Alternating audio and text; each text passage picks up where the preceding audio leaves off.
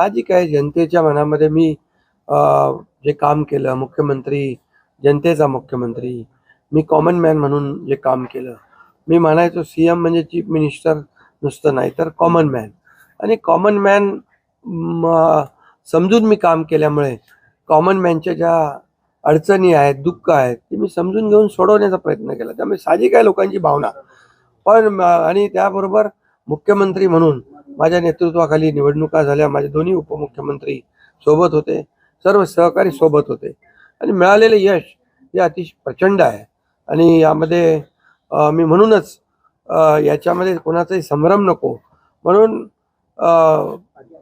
मागच्या आठवड्यामध्ये मी press conference घेतली. आपल्याला माहीत आहे की यामध्ये आदरणीय प्रधानमंत्री नरेंद्र मोदीजी, आदरणीय अमित शाह गृहमंत्री, भाजपचे अध्यक्ष आणि हे सर्व निर्णय घेतील मुख्यमंत्री पदाबाबतचा. तो मी सांगितलं त्याला पूर्ण शिवसेनेचा पाठिंबा आहे, माझा पाठिंबा आहे. त्यामुळे आता कुठं काही असं किंतु परंतु कोणाच्याही मनामध्ये नसावा.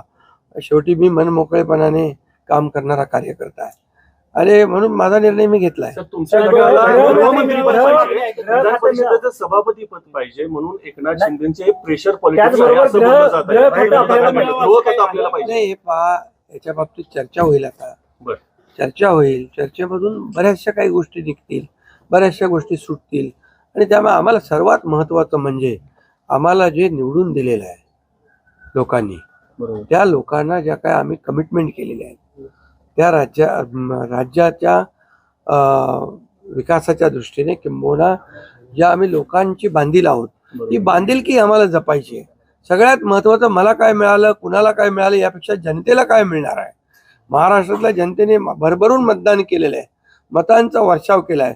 आता त्यांना आम्ही आमच्या पद्धतीने जे देण्याचा प्रयत्न होणार आहे. त्यामुळे यामध्ये लोकांच्यासाठी जे करायचं आहे ते आम्ही करणार आहोत.